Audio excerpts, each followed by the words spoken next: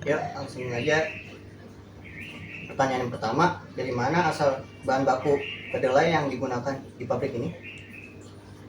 Untuk bahan-bahannya kita pakai kedelai murni, dan untuk penggumpalannya kita menggunakan cuka. Oke. Pertanyaan kedua, apakah pabrik memiliki pemasukan tetap untuk kedelainya?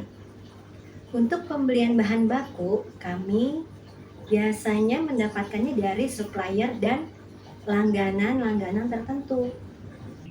Pertanyaan selanjutnya, apakah ada proses quality control saat pembelian bahan baku?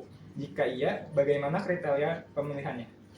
Jelas kita melakukan pengecekan kembali terhadap bahan baku yang kita pakai untuk mendapatkan bahan yang berkualitas. Dan kriterianya kami memilih bahan yang terbaik. Selanjutnya, bagaimana cara menyimpan kedelai agar kualitasnya tetap terjaga? Kami tidak menyimpan bahan baku karena begitu kedelai datang dari supplier kedelai tersebut, langsung kita olah menjadi tahu. Bisa jelaskan tahapan-tahapan proses pembuatan tahu dari awal hingga jadi? Oke. Pertama kita rendam kedelai selama 9 jam. Lalu masuk ke tahap penggilingan sampai menjadi bubur kedelai. Oke. Selanjutnya lanjut ke proses penyaringan untuk memisahkan ampas. Lalu masuk ke tahap penggumpalan dengan suhu 70 sampai 80 Celcius. Kemudian kita tambahkan cuka atau air jeruk nipis sebagai penggumpal. Lalu dicetak dan diproses agar lebih padat dan dipotong menyesuaikan bentuk pesanan yang diinginkan. Oke. Setelah itu direndam dan tahu siap dipasarkan. Oke. Terus selanjutnya alat dan mesin apa saja yang digunakan dalam proses produksi?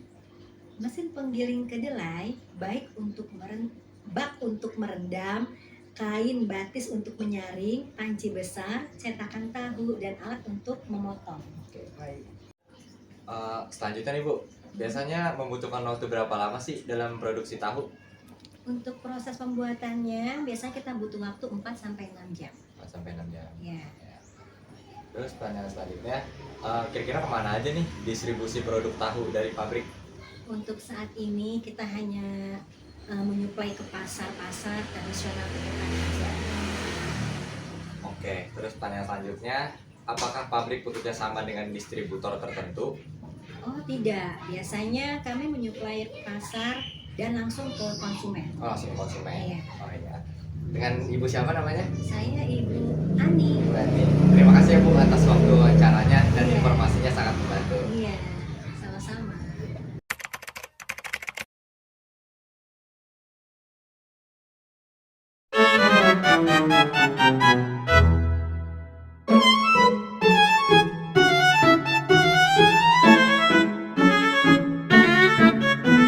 Kita akan berbicara tentang latar belakang dari UMKM tersebut.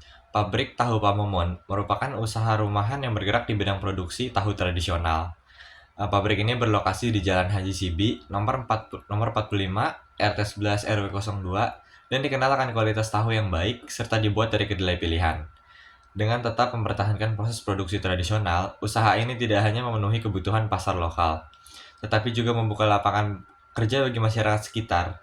Pabrik tahu Pak Momon menjadi contoh nyata bagaimana usaha kecil dapat berkembang dan mengutamakan kualitas dan kearifan lokal. Kemudian selanjutnya ada manfaat. Untuk memberi sumber informasi yang bermanfaat bagi siapa saja yang ingin mengetahui lebih dalam tentang industri pembuatan tahu, baik dari segi teknis produksi maupun aspek materialnya. Kemudian informasi yang disajikan juga dapat menjadi referensi awal bagi calon pelaku usaha di bidang pangan. Selanjutnya itu adalah tujuan. Yang pertama itu untuk mengetahui tahapan proses produksi mulai dari proses input, transformasi sampai dengan proses output.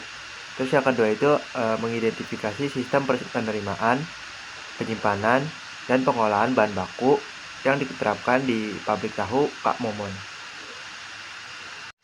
Selanjutnya ada input yang digunakan untuk memproduksi tahu di pabrik Pak Momon, meliputi yang pertama itu bahan baku yaitu kedelai. Sebagai bahan baku yang digunakan di pabrik tahu Pak Momon adalah kedelai murni dengan kualitas premium.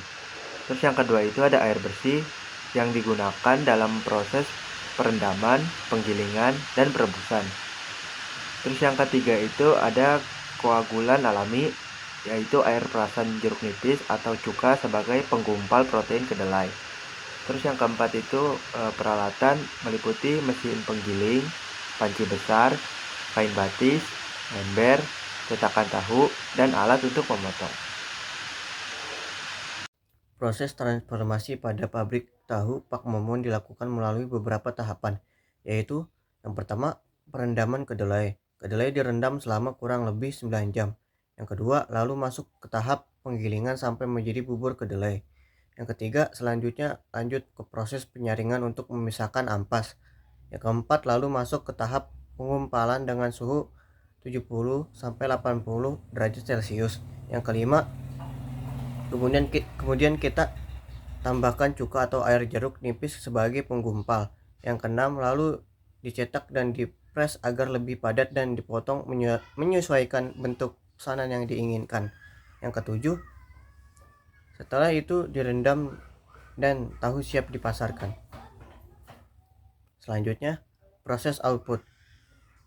Hasil akhir dari proses ini adalah tahu putih padat yang siap dikonsumsi atau dipasarkan. Jenis tahu yang dijual di pabrik tahu Pak Momon ada berbagai macam mulai dari tahu putih, tahu coklat, tahu kuning.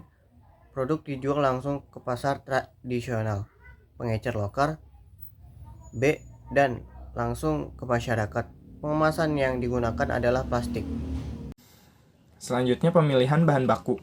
Pilih kedelai yang berkualitas dengan memastikan bijinya utuh dan bersih, berwarna kuning cerah, tidak berbau apek atau asam.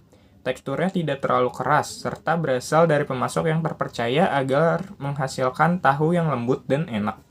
Kesimpulan, pabrik tahu Pak Momon merupakan salah satu contoh usaha mikro kecil menengah yang berhasil memproduksi tahu secara konsisten dan berkualitas melalui proses produksi yang meliputi perendaman, penggilingan, perebusan, koagulasi, hingga pencetakan. Pabrik ini mampu menghasilkan tahu yang disukai oleh masyarakat karena tekstur dan rasanya yang khas. Faktor-faktor seperti pemilihan kedelai berkualitas, efisiensi tenaga kerja, dan pengelolaan limbah juga turut mempengaruhi keberhasilan produk. Sekian dari kelompok kami, kurang lebihnya mohon maaf. Wassalamualaikum warahmatullahi wabarakatuh.